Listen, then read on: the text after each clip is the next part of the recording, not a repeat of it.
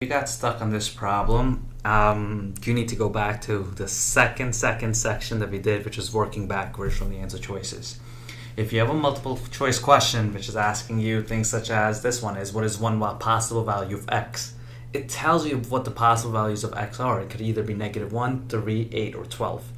Now, the only time this question could be tricky is if there's no answer choices or there's one of those grid-in questions. Since this is not a grid-in question, we can definitely just use the answer choices, plug them back in the original, and see which one works out. So let's start with -1. And if -1 works, great. I don't have to do anything else. That's my answer. So -1, if that was my value of x, this would be negative, which is the outside, -1 plus 4 equals 3 times -1 over -1 plus 2.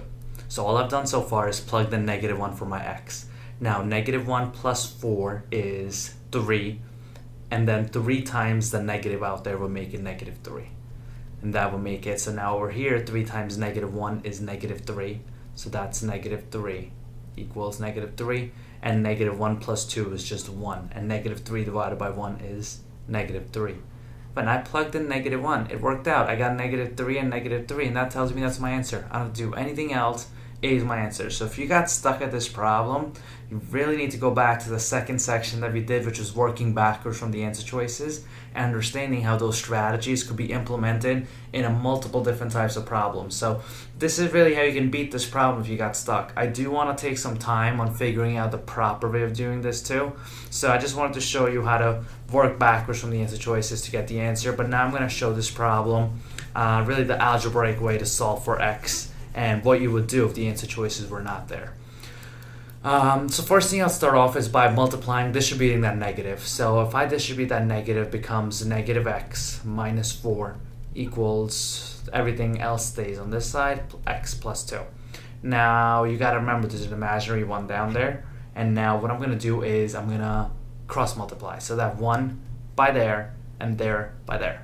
So x plus 2 gets multiplied by -x minus 4. So -x minus 4 times x plus 2. And on this side is just 3x times 1, which is just 3x. Now when I multiply this, keep in mind I have to FOIL this out. So -x times x, which is my first, makes it -x squared. Outer makes it -2x. Inner is -4x. And last makes it -8, which equals 3x. Now let's combine the like terms, and I have -x squared minus, that should be minus 6x minus 8 equals 3x. Now I'm going to take this and I'm going to move it up to the right side so I have a little more room to work with. So I'll just rewrite this up here. So I have -x squared minus 6x minus 8 equals 3x. Now let's bring the 3x to this side. So I'll subtract 3x, and that makes it -x squared minus 9x minus 8 equals 0. And I set this equal to 0 so I can factor this out and solve for it. Now, since I have a -x squared, a -9x here, and a -8 over here, what I'm going to do is I'm going to pull a negative out. It's easier to work with positive numbers. So if I pull this negative out, it becomes -x squared. And if I pull that negative out, it's just positive 9x, and then positive 8 equals 0. And just to make sure that I'm checking this, if I multiply this negative by x squared, I get -x squared. If I multiply this negative by the 9x, I get -9x, which is what I have here. And if I multiply this negative by the 8, I get the -8 there. So now there's a -1 out here, essentially. So what I'm going to do is I'm going to factor this out. So I have this, and I have this. So x and x. And what happens is I have to think of two numbers that multiply out to 8, and add to 9. And in this case, that's pretty easy to do. It's going to be x plus 1 and x plus 8, which equals 0. See that negative out there? If I just got rid of that negative, the reason I got rid of that negative is because that's really a -1. So if I divide this whole thing by -1, that means I have to divide this by -1. So -1 and -1 cancels out, and 0 divided by -1 is just 0. So that -1, we can just take that out of the equation now. So now I'm left with x plus 1 times x plus 8 equals 0.